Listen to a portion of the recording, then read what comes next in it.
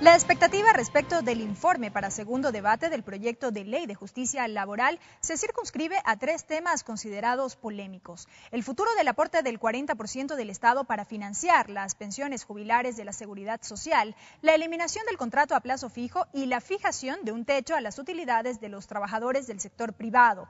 Estos elementos serán parte de nuestra primera entrevista de hoy. Ángel Rivero, fundador de la Asociación de Trabajadores del Guayas, integrante de 47 organizaciones gremiales y campesinas, asambleísta del 4º Distrito de Guayas por Alianza País, vicepresidente de la Comisión Legislativa de Derechos de los Trabajadores. Asambleísta Rivero, qué gusto que nos acompañe, bienvenido. Buenas tardes, gracias por darme la oportunidad. A usted por la gentileza de acompañarnos. Bueno, hemos más o menos puesto en el tapete de la discusión y sobre esa materia queremos desarrollar al menos la primera parte de la entrevista, tres temas considerados polémicos. Tal vez el más cercano a esta fecha es aquel que tiene que ver con el futuro del pago del aporte del Estado en el rubro del 40% para financiar las pensiones jubilares del Seguro Social. ¿Qué va a pasar con eso? ¿Efectivamente se va a eliminar ese pago? ¿Se va a generar una discrecionalidad por parte del Estado central para con el Seguro Social? ¿Qué va a pasar con este tema? Gracias, sí, efectivamente. Primero, el mensaje va direccionado a los compañeros jubilados, de manera especial, que por ningún concepto van a perder o van a ser lesionados sus derechos en cuanto al pago de las pensiones jubilares. Los jubilados de hoy. Los jubilados, sí. Existe un estudio actuarial del Seguro Social que incluso se lo repartió a los asambleístas hace poco tiempo, donde se manifiesta en el estudio actuarial de la sostenibilidad que tiene todas las obligaciones del Seguro Social. Revisemos incluso el tema de que existe un superávit dentro del Seguro Social y eso garantiza justamente hacer efectivo las obligaciones que tiene el Seguro Social, no solamente de las prestaciones sociales, sino de todas las prestaciones que da el Seguro Social para sus afiliados y para sus jubilados. Bueno, pero estamos diciendo las jubilaciones de hoy están garantizadas. El problema es, o son, las jubilaciones del futuro. ¿Qué va a pasar, por ejemplo, conmigo, con Belkis, con los trabajadores que hoy tenemos relación de dependencia y que tal vez de 20, 25, 30 años después podríamos acceder a una jubilación? ¿Qué va a pasar con nosotros? El artículo 237 de la Ley de Seguridad Social establece que el Estado garantizará el pago completo de las pensiones jubilares. Por lo tanto, en ningún momento ha dicho el Estado que va a dejar de aportar para el pago de las pensiones jubilares. Lo que se está diciendo y se está dejando claro de que cuando el Estado inclusive tenga que poner más plata, el 40%, lo tendrá que poner, porque el Estado es el que garantizará el tema de las pensiones jubilares. Me preocupa cuando en un medio de comunicación antes decía, bueno, ¿y por qué es que el Estado tiende a bajar el aporte? En ningún momento, en ninguna parte se ha establecido que se va a bajar el aporte. Se deja más bien como un espacio abierto para cuando haya mayor aporte, que tenga que haber mayor aporte el Estado, pueda cubrirse ese aporte, sin considerar el 40%. Pero en ningún momento el Estado va a dejar de establecer o dejar claro su responsabilidad con este rubro. ¿Pero existe realmente la posibilidad de que el IES pueda sostener el pago de estas aportaciones sin este rubro que destina en ese momento el Estado? Bueno, lo he dicho al inicio de mi intervención, que existe un superávit.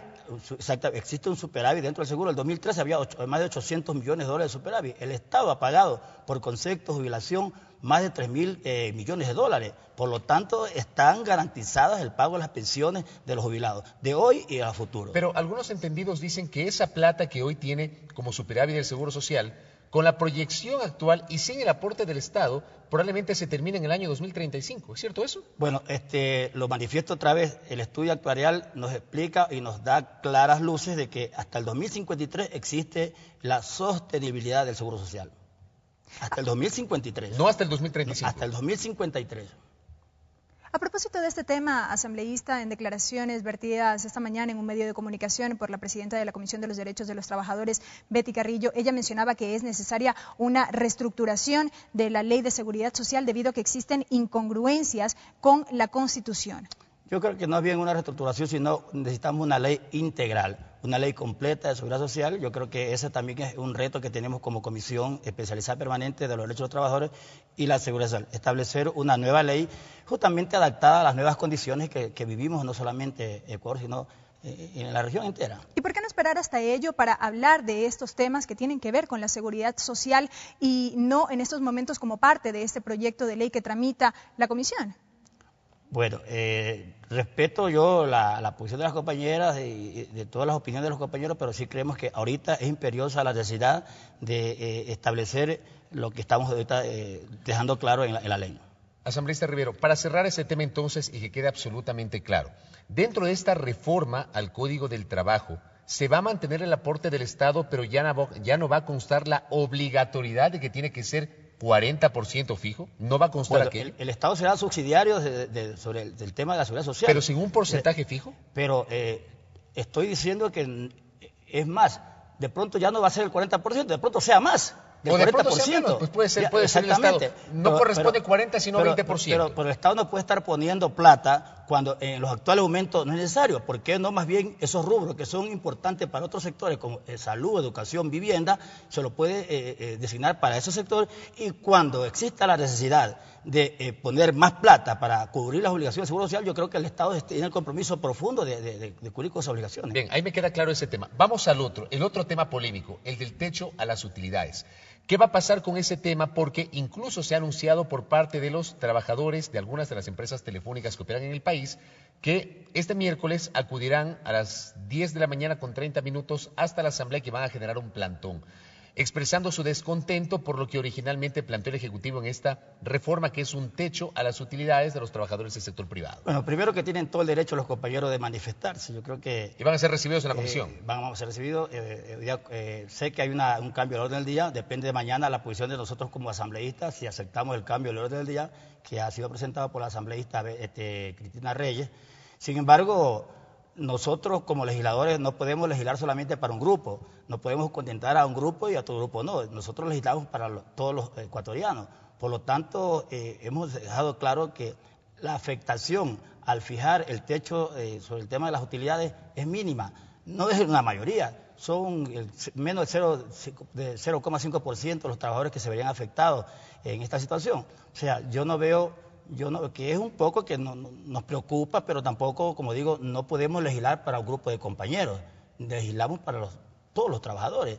Por lo tanto, nosotros creemos que más bien los recursos que se van como excedente al fijar el techo de las utilidades, servirán justamente para este nuevo proceso que se viene, que es para capitalizar también como parte del proceso de reconocimiento del trabajo no remunerado de las compañeras, de más de 1,5 millones de compañeras. Es decir, este tema no podría ser reconsiderado por la comisión a propósito del trámite de este proyecto. Bueno, como comisión nuestra posición está ahí firme, sin embargo no nos olvidemos que el debate, el ponente tiene la facultad, la capacidad de recoger las observaciones de los compañeros que van a también intervenir en el debate y de pronto no está la palabra dicha totalmente. Preguntaba aquello porque si bien es cierto, puede ser que es un grupo reducido, como usted menciona, el que se ve afectado, hay afectación al fin y ellos lo que aducen es que son parte de sus derechos logrados. Claro, como derecho también tienen otro grupo de ciudadanos que también gozar de beneficios como educación, seguridad social inclusive. Yo creo que, por eso digo, nuestra misión como asambleístas no es contentar a un grupo de compañeros, sino para las grandes mayorías. Ratificando el techo a las utilidades, había pues al interior de la comisión una discusión respecto de incorporar una disposición adicional para proteger en cambio el rubro de utilidades que se calcula en función de las cargas familiares que tiene el trabajador. ¿Esta propuesta ha prosperado en la comisión? Bueno, creo que al finalizar del proceso de carpintería que le estamos dando al informe para el segundo debate, yo creo que vamos a entrar a este debate también como nudo crítico dentro de la comisión. Además de estos temas que, bueno, sin duda han sido polémicos en el curso de la discusión, ¿qué otros aspectos han sido considerados por la comisión en el marco del trámite del proyecto? ¿Elementos nuevos que se incorporan? Bueno, primero que es importante dejar señalado y que los compañeros trabajadores conozcan, y ha sido un tema que nosotros como comisión lo vemos de manera muy positiva, es establecer esa brecha salarial. No puede ser posible que en el país existan representantes de las empresas como los gerentes que ganen exorbitantes sumas de dinero cuando los trabajadores, por ejemplo, en la misma empresa ganan el salario mínimo, $354. En ese tramo ustedes van a ratificar la propuesta del Ejecutivo. Exactamente, estamos firmes nosotros allí que no puede haber esa discriminación, no puede haber esa brecha tan grande y que eso conlleva a que exista una redistribución de las riquezas que generan los mismos trabajadores. No puede ser posible que un trabajador que pone todo el esfuerzo físico, mental, para generar riqueza, se lo lleve solamente el gerente de una empresa. Entonces, en ese sentido es nuestro trabajo de legislar en función de los que realmente nos consideramos siempre como la parte fundamental de los procesos productivos, que es el trabajador y la trabajadora. ¿El tema del contrato a plazo fijo, eso también se va a mantener como originalmente propuso el Ejecutivo? ¿La eliminación de esta figura? Sí, efectivamente, el contrato de carácter indefinido sería ya a partir del 2016. Aprobamos, pero a partir del 2016 las empresas tendrán que adoptar esta nueva modalidad que es el contrato a tiempo indefinido, que es uno de los logros de las luchas prácticamente históricas de los trabajadores. No puede ser posible que en el Ecuador exista casi 1 millón de contratos a plazo fijo, donde al trabajador y su familia no le permite tener una estabilidad emocional, no le permite inclusive proyectarse de manera económica hacia el futuro. ¿Y qué pasa, por ejemplo? Le voy a poner dos casos puntuales. En el sector de la construcción, por ejemplo, la contratación de mano de obra evidentemente no podría generar por la naturaleza del sector de la construcción un contrato indefinido. O, por ejemplo, lo que pasa con las jugueterías en diciembre de cara a la Navidad, o lo que pasa con las papelerías de cara al inicio del año lectivo.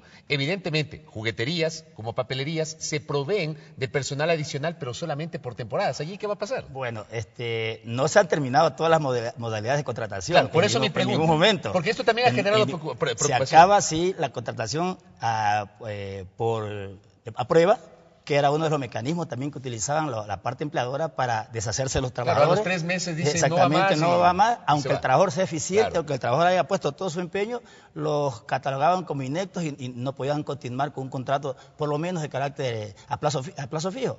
Eso se termina el contrato por enganche y las demás modalidades se mantienen. O sea, que tengan la tranquilidad los demás sectores productivos que todavía van a seguir existiendo las modalidades para las cuales pueden ser contratados los trabajadores y las trabajadoras. Asambleísta, muy brevemente, ¿cómo queda el tema de la afiliación de las amas de casa? Porque allí también había varias posturas en torno al tema, los aportes en este caso que asumiría el Estado para este concepto.